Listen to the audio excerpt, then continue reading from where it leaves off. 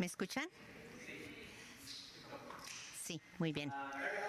Estoy muy contento de estar aquí. Me llamo Erik Leinmark, soy de Suecia, en Europa. Me invitaron a este congreso. Agradezco mucho a los organizadores, al comité científico y a ustedes por estar aquí. Voy a hablar un poquito de Islandia. Islandia es un país muy al norte.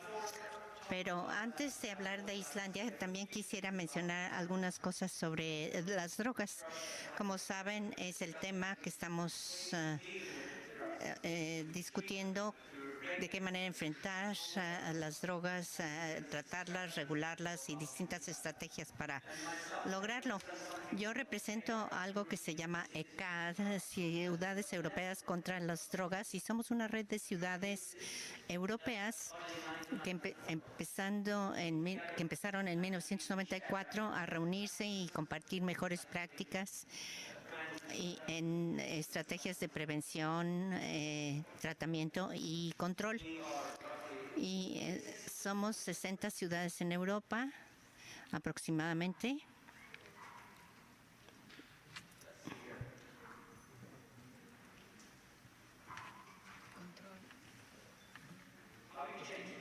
¿Cómo se cambia la diapositiva, por favor? Quiero cambiar la diapositiva. Muy bien, muchas gracias. Esto es lo que hacemos. Compartimos las mejores prácticas e investigación sobre prevención. Tenemos foros, organizamos conferencias, educación. Tenemos también una voz política, una opinión. Seguimos ideologías determinadas, pero sabemos que el problema principal de las drogas es cuando se legalizan. Y voy a hablar un poquito por qué tengo esa opinión. ECAD empezó ya que las ciudades querían tener más acciones firmes en contra de las drogas y el uso de drogas. Para ese propósito, contribuimos a la Unión, a las discusiones de políticas de drogas en la Unión Europea, y son discusiones que se están llevando a cabo siempre, y en este evento, este congreso es parte también de esa discusión. ¿Qué es lo que debemos hacer con respecto a las drogas? Desde el punto de vista europeo, y quiero compartirles esto, aunque podrá haber otros puntos de vista, nuestras ciudades, primero que nada, no confían en el mensaje de prevención, que se traduce en que no creemos en Europa que los jóvenes escuchan a los adultos que les digan que no usen drogas. Muchos elaboradores de políticas piensan de esa manera, y por esa razón como que ya han abandonado la idea de que el uso de drogas se puede reducir. O tal vez lo consideran, pero dicen, bueno, pues a lo mejor la podemos reducir marginalmente, pero no a gran escala, porque eso es imposible. Los seres humanos siempre han usado drogas desde el principio de la humanidad, siempre lo van a hacer. Es poco lo que podemos hacer para lograr que no lo hagan. Y ayer escuché los mensajes de elaboradores de políticas y estoy totalmente en desacuerdo. El otro mensaje es que hay una desconexión entre el tratamiento y servicios de recuperación. Es fácil intervenir, pero ¿qué sucede después?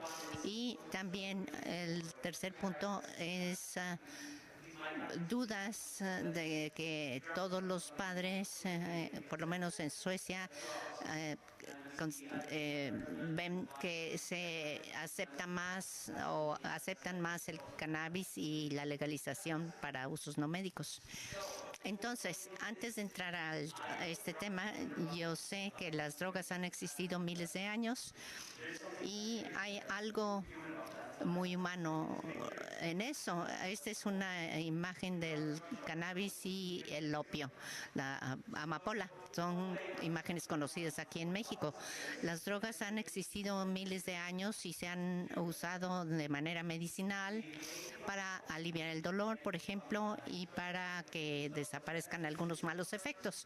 O sea, ha habido un efecto medicinal desde hace miles de años. También han habido propósitos religiosos para el uso de drogas. En algunas culturas tratan de conectarse con los dioses y hay un elemento religioso. que interviene para el uso de sustancias. Y también por esta razón la gente la usa para sentirse bien, tener euforia, escapar el sentirse mal. Para fines recreativos, estas son cosas antiguas, pero hay algunas cosas nuevas con respecto a las drogas.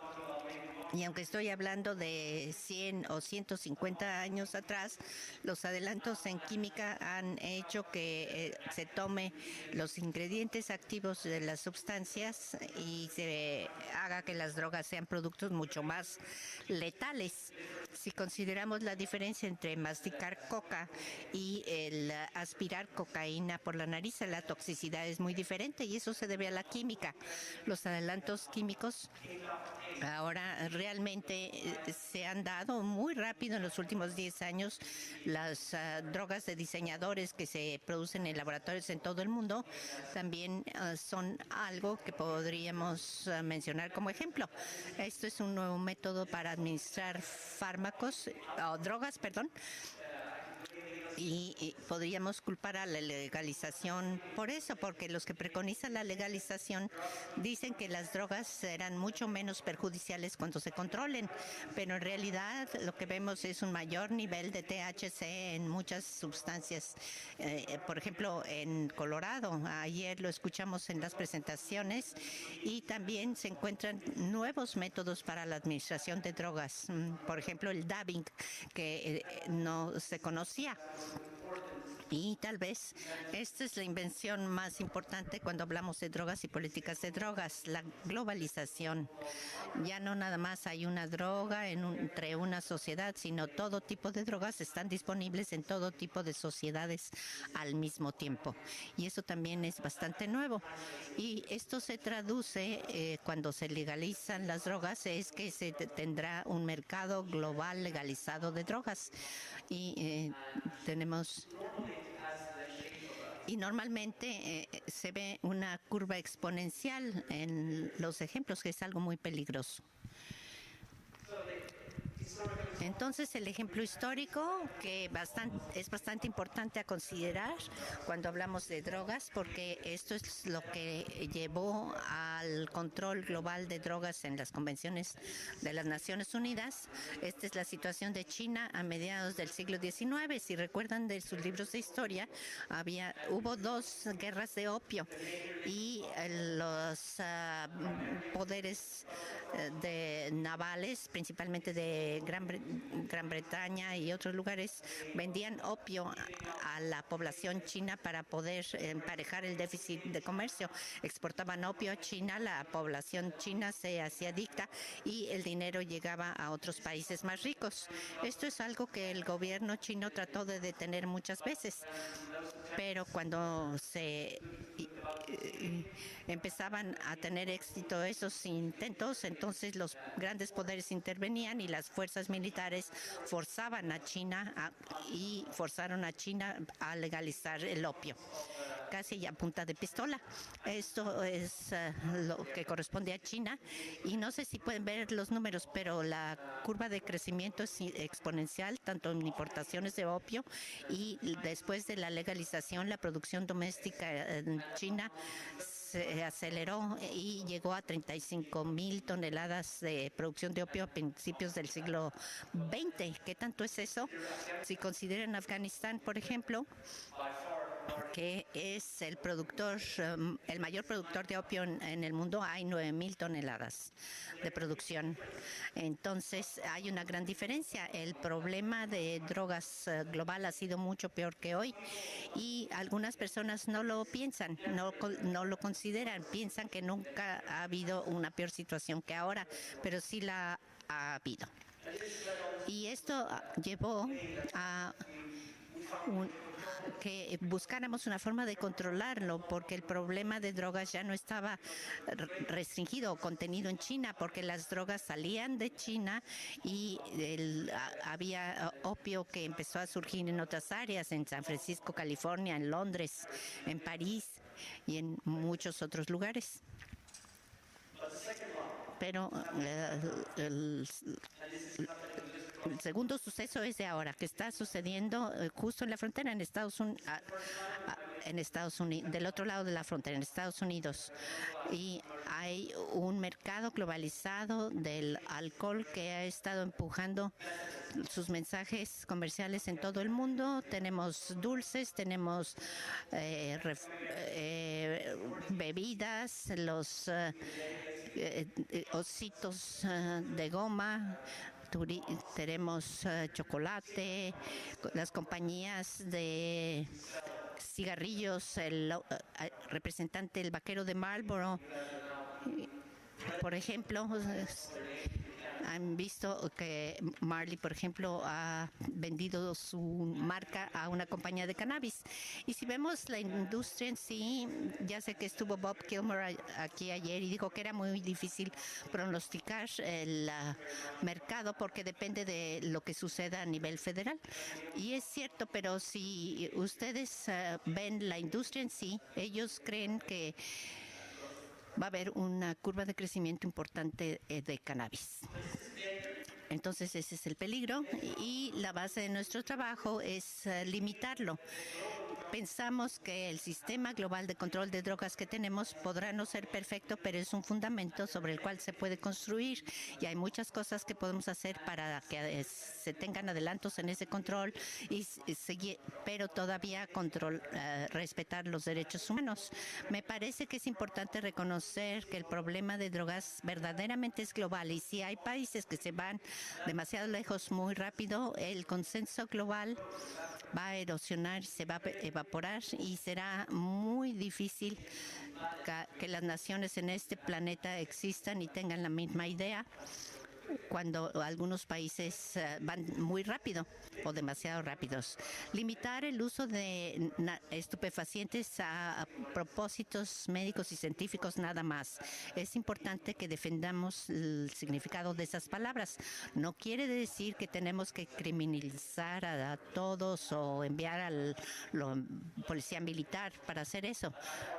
Pero puedo decirles que se puede hacer muchos y mantener de todas maneras el marco de un consenso global que se está viendo desafiado por la legalización.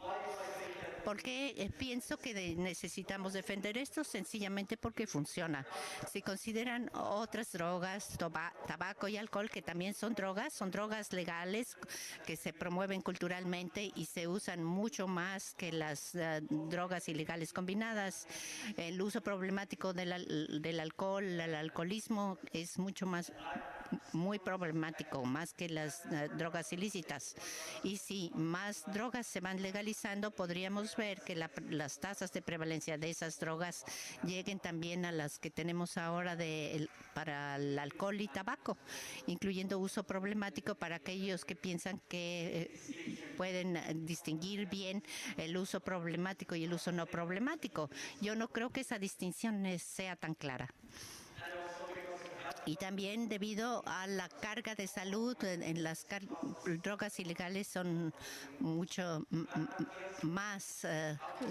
El tabaco mata a más gente, el alcohol también que las drogas ilícitas, pero el tabaco mata más personas al final de su vida y el alcohol va matando a la gente, tanto joven como vieja, pero el uso ilícito de drogas es un riesgo mayor de, por ejemplo, sobredosis en personas jóvenes. Y al elegir a los jóvenes el uso de drogas es un problema que no tiene que ver con el alcohol responsable que elija su droga recreativa el viernes por la noche, sino estamos hablando de una persona entre 15 y 25 años, la única época en la vida en que las personas empiezan a iniciar uso de drogas y van progresando a la adicción.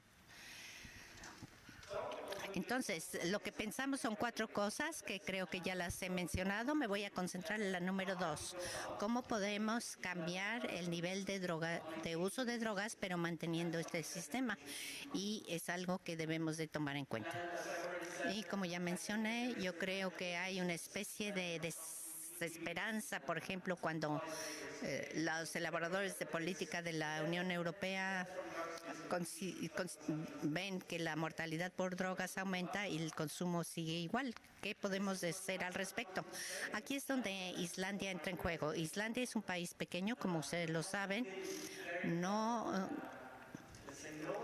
no se conoce tanto lo que se hace en Islandia, pues sencillamente porque están trabajando, pero sin darse mucha publicidad. Trabajan y si alguien más quiere conocer su trabajo, pues no van por ahí pregonándolo. Pero el año pasado, en 2017, los medios de comunicación internacional se dieron cuenta que algo estaba pasando. Islandia está, por ejemplo, de alcohol entre los jóvenes y jóvenes que eran alcohólicos. Entonces dijimos, hay que cambiar algo porque lo que hayamos hecho claramente no estaba funcionando. Sí se hacían cosas, pero no funcionaban. Desarrollaron una nueva metodología en prevención de uso de sustancias y desarrollaron un programa que se llamaba Islandia sin drogas. Y cuando hablamos de esto, Islandia sin drogas o libre de drogas, algunos expertos nos daban una palmadita y pensaban que éramos bastante ingenuos pensando que el estar libre de drogas no podía lograrse, pero estamos muy cerca de eso, no somos ingenuos, y quisiera yo entrar más profundamente al tema. Esto es lo que estaba haciendo Islandia anteriormente. Estaban tratando de asustar a la gente, básicamente, tratar de influir en la actitud de los jóvenes y haciéndolos que se resistieran las drogas mediante mensajes gráficos, campañas en medios de comunicación, pero no funcionaba. Y también ponían imágenes atemorizantes. Empezaron a hacer algo totalmente diferente. Empezaron a aplicar la investigación y llevarlo a la vida de los niños. Empezaron a recolectar datos sobre los jóvenes y básicamente no es nada más complicado que preguntarle a los jóvenes cómo se sentían respecto a su vida, qué tal te va, cuál es tu relación con tus padres, has tenido problemas, qué haces después de la escuela. Muchas preguntas de este tipo se hacían y mucha investigación intensiva se estuvo haciendo para averiguar por qué estaban usando drogas más y más la gente. Y empezamos entonces esta recopilación de datos y en aquella época supimos claramente que ciertas circunstancias y conductas en la vida de los adolescentes se relacionaban mucho con uso de sustancias. Tratamos de establecer los factores de riesgo y los factores protectores con respecto al uso de drogas. Y al analizar esto, hay dos formas de entender los riesgos y factores protectores. Lo clásico y lo más tradicional es considerar la responsabilidad individual. Recurrimos al individuo, buscamos las respuestas de por qué se está usando la droga y cuál es la causa de ese uso de drogas. La explicación común puede ser falta de propósito en la vida, aburrimiento, depresión, mal funcionamiento en la escuela, malas opciones. Entre los individuos, las opciones, lo que uno elige es importante, no estoy diciendo que no, pero otra forma de verlo es no considerar al individuo, sino considerar la comunidad en la que los individuos están viviendo. Y no estoy hablando ahora de alguien que tiene 35 o 40 años. A una persona con una concepción muy liberal de lo que significa ser un ser humano, probablemente reconocerá que un niño no elige a los padres que tiene, tampoco elige el área en donde se le está criando, tampoco elige a qué escuela va a ir. Hay muchos factores que ya están determinados en la vida de los niños. Es diferente si es uno un adulto, pero como niño la idea es que queda uno configurado en el ambiente social en donde uno se cría, y esto no creo que sea tan controvertido. Pero al hacerlo de esa manera nos damos cuenta que hay riesgos sociales y ambientales y factores protectores que constituyen que van formando al individuo y que pueden llevar al uso de drogas. En Islandia se abandonó la noción de que no tenemos opciones individuales en los niños, sino se consideran a los niños como un producto social del ambiente y se requiere más que una intervención individual para lograr un cambio a nivel nacional o de toda la población y lo que se había hecho eran intervenciones a corto plazo muchas de las cuales no se evaluaron. Entonces, como antecedentes, empezó a hacer la investigación y el marco teórico de lo que iba a suceder después se derivó de sociología y teorías de sociología, criminología y desviaciones entre los adolescentes y también teorías de salud pública de acciones para mejorar la vida. Los investigadores empezaron un esfuerzo colaborativo, elaboradores de políticas y personas en la práctica se sentaron y empezaron a discutir a los jóvenes. Empezaron pues a ver ciertos factores de riesgo. Por ejemplo, un factor es que los estudiantes del 9º y 10º año que se emborrachan más probablemente lo harán si sus amigos también abusan del alcohol. Esto no es controvertido. Mientras más amigos se tienen que beben, más probable es que beba uno. Y mientras menos tiempo está uno con los padres, más probable es que se beba. Esto es el resultado de niñas. Hay una conexión muy importante.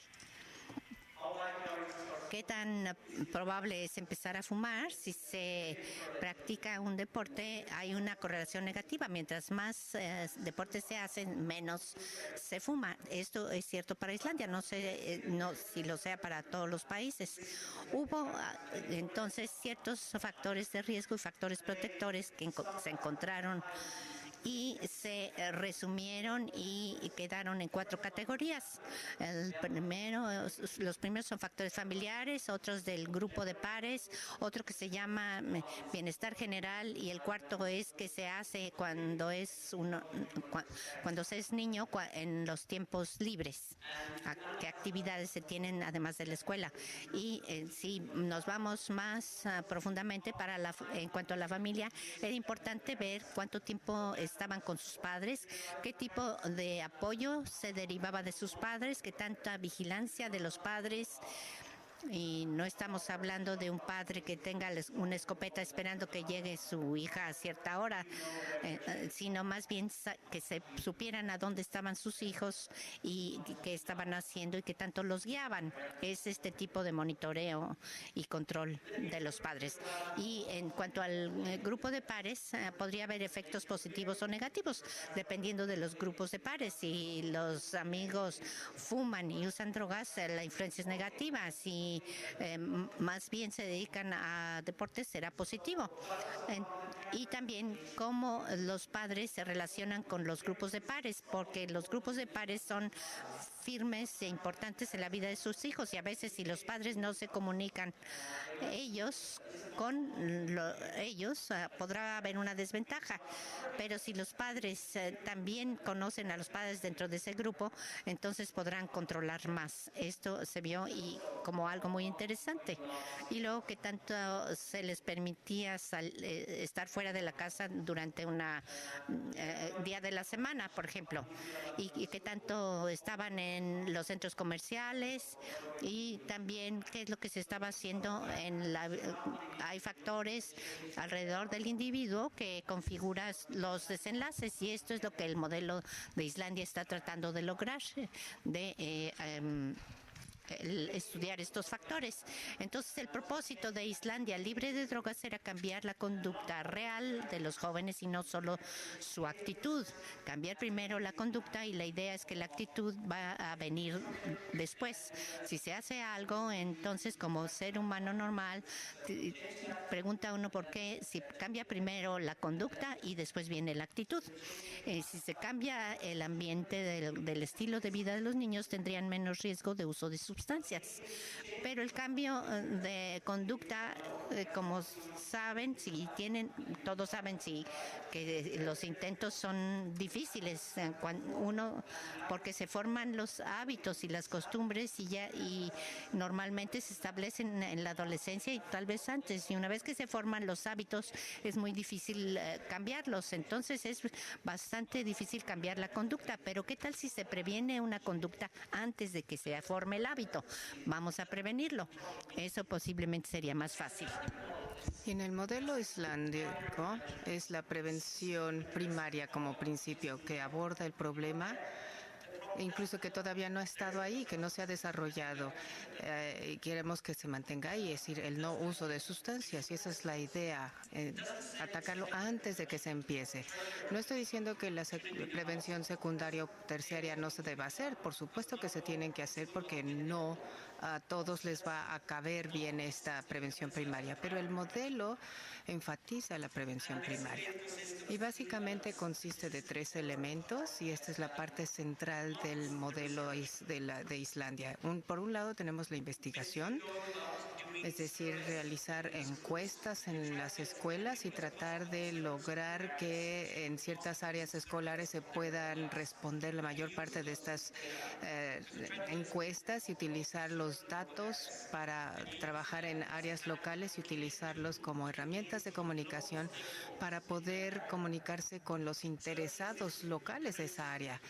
Y se pueden producir artículos sobre los niños en Tijuana para que después podamos reunir a los padres y lo lean.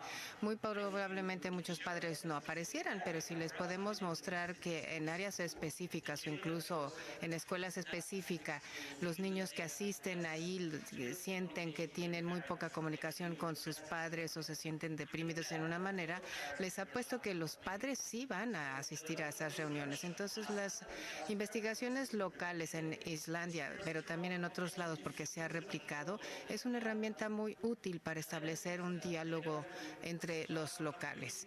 Y luego hacer un abordaje basado en la comunidad, que también es algo que les permite irse comunicando con los padres y los maestros y se utiliza esta forma de comunicación. Ahora, ¿por qué tiene que estar basado en la investigación? Creo que ya lo mencionamos y por supuesto estamos hablando de jóvenes. No voy a considerarlos como objeto de estudio, sino necesitamos estudiarlos para que nos sirva de guía. Tenemos que incluir medicina, ingeniería, turismo, incluso pesca y utilizar toda esa información que podemos obtener y tener un efecto sobre los niños. Y algunos de los indicadores que los investigadores están analizando es indicadores de estado de salud. No solamente se trata de medir el uso de medicamentos, sino también ansiedad, síntomas depresivos, estado de salud física. El uso de drogas es solamente un indicador de este modelo. Entonces, la investigación se divide en 2 partes. Por un lado, el papel científico. El grupo científico está publicando muchas publicaciones, más de 100 publicaciones revisadas por pares en revistas internacionales y pueden entrar a revisar la información sólida de esta investigación empírica. Y también la ciencia conforma la plataforma para el trabajo práctico, es decir, cómo podemos implantar los hallazgos obtenidos en la investigación. Entonces, se recaba información cada 2 o 3 años sobre el uso de sustancias y en lugar de esperarnos 2 años hasta que pase la publicación de revisión de pares, solamente se publica en 2 meses y se le disemina los resultados a los padres, a los maestros y a las escuelas. ¿Y por qué es tan importante hacerlo así de rápido? Porque imagínense cómo los niños de 15 años se sienten en la vida. No nos podemos esperar 2 años a ver qué podemos hacer, sino que las escuelas y los padres actúan inmediatamente ahí. Es como un vegetal los datos. Si no se utiliza, se pudren. Así que hay que hacerlo de manera rápida y también diseminarlo entre las municipalidades. Y se ha decidido entonces entonces que esto se presente en reportes prácticos de factores de riesgo y factores protectores. Y esto genera este diálogo. No se trata solamente de producir diversos artículos que nadie va a leer y tampoco publicaciones científicas y que no todos los formuladores de políticas lean todo lo que los investigadores están promoviendo, ni los profesores, ni nada, porque simplemente lo ignorarían. Aquí esa no es la idea, sino la idea es que se mantengan informados y puedan aplicar en forma práctica la información obtenida de la investigación y puedan hacer uso de ella. Entonces es un proceso de colaboración que resulta muy importante. Hay que medir de manera continua, las cosas cambian muy rápidamente y dar retroalimentación muy inmediata, muy rápidamente. Y luego, digamos, enjuagar y repetir. No es un programa, no es algo que se empieza y que se termina, sino es un proceso continuo que estamos haciendo todo el tiempo y es una forma de darle forma a lo que estamos haciendo. Seguramente hay muchas actividades maravillosas que aquí en México, en Tijuana, y simplemente es una forma de organizar diferente. No necesitan hacer algo completamente nuevo, sino que lo que están haciendo lo hagan desde una perspectiva un poco más estructural y organizada. Y esta es la idea. ¿Y qué obtenemos cuando hacemos así las cosas? Tenemos construcción de comunidades y tenemos datos locales de los jóvenes en ciertos ambientes y todo el mundo habla de cómo podemos cambiar las vidas de esos niños. Hacemos que la comunidad crezca y se está fomentando el capital social. Se tienen resultados de largo plazo a muchos niveles y la colaboración es crucial. Esto es el modelo basado en la comunidad, es la idea del modelo, así que no se trata de un programa. Y es muy diferente de muchas intervenciones en el mundo. Muy brevemente quiero explicar un poco sobre esto, precisamente con esta gráfica. Es un permiso de salud, una pirámide del impacto en salud pública del 2010 que indica principalmente que hay cosas que podemos hacer en la punta de la pirámide y esas son acciones individuales que derivan en quizá cambios conductuales en algunas personas, por ejemplo, con ceguería, o podemos trabajar en la base de la pirámide en donde tenemos factores socioeconómicos como pobreza o violencia, por ejemplo, si es una comunidad violenta y que quizá vaya a ser muy difícil de cambiar. No estoy diciendo que no deban actuar ahí, pero no es fácil, pero a lo mejor podríamos ir un paso arriba y a un nivel más alto de la pirámide para tratar de cambiar quizá las circunstancias o qué podemos hacer. Por ejemplo, la pobreza no es bueno tener esta inequidad y pobreza, pero no quiere decir que los padres no puedan estar fortalecidos incluso bajo esas mismas condiciones sociales de pobreza. Y esto podría generar cambios en una mayor escala si se empieza ahí. Y luego, para repetir un poco, tenemos al individuo en el centro y tenemos diferentes conjuntos de riesgos y factores protectores, la familia, los grupos de pares, escuelas y tiempo de relajación o tiempo libre. El nivel de escuela comunitaria es algo muy importante que puede tomar acción y también podemos tener actividades a nivel municipal y nacional. El objetivo de trabajar de esta manera es lograr un cambio cultural de largo plazo. No es una corrección rápida, pero si se aplica esta forma de pensar, podemos ver lentamente cómo mejoran las cosas. Y claro, toma tiempo establecer relaciones y comunidad, pero hay que continuar haciéndolo.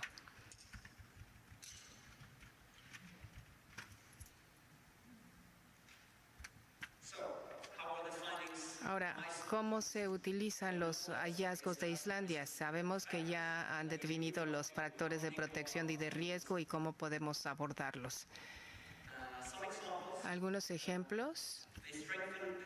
Han mejorado y fortalecido las organizaciones parentales y muchos programas están orientados a los padres, no solamente a los niños, porque permite que los padres se comuniquen más y también tengan una mayor participación en la vida de los niños. A lo mejor las cosas son muy diferentes en México, pero En Islandia, la población adulta está muy interesada en participar y si tienen alguna hora de tiempo libre a la semana, se ponen a trabajar ahí. Y muchos padres ahora se dedican más tiempo a quedarse en casa porque saben que científicamente eso va a ser un factor protector para sus hijos. Apoyan a muchas organizaciones, participan en programas en donde los jóvenes también pueden participar en deportes. Hay muchísimas cosas, pero a nivel nacional las restricciones incluso se fortalecieron. Se manejaron las edades a mayor edad para permisos de tabaco y alcohol. Para los adultos aumentaron la edad de 16 a 18 y también establecieron guías sobre el número de horas que los niños pueden estar en las calles durante la noche, entre otras cosas. Las chicles para mascar y tabaco solamente se deben poner en forma separado y poner el tabaco en lugares específicos. Lo mismo para la ginebra y los cacahuates. Muchas veces se quieren poner juntos, pero físicamente está indicado que se tienen que separar. ¿Y cuáles entonces son los resultados? Bueno, en corto es que se han fortalecido los factores preventivos y se han disminuido los factores de riesgos en la población infantil. ¿Qué quiero decir con esto? Vamos a ver nuevamente en la familia, hay mayor tiempo de los padres dedicados a los niños, hay apoyo de los padres, los padres monitorean y hay mayor colaboración. Aquí los padres y los niños ahora están más tiempo juntos con el monitoreo de los padres. Los niños se van a las calles durante menos tiempo de lo que antes. ¿Y qué pasa con el grupo de pares? También se puede hacer una medición de lo que está pasando en el ambiente escolar. También se aplica la misma mentalidad. Y también en los tiempos libres. No sé si ustedes saben, pero en Islandia tenían una modelo patrocinado por el gobierno para que los adolescentes y jóvenes entren a hacer actividades deportivas. Y esto ha aumentado la participación de los niños en el tiempo libre en actividades deportivas. Y este es el resultado.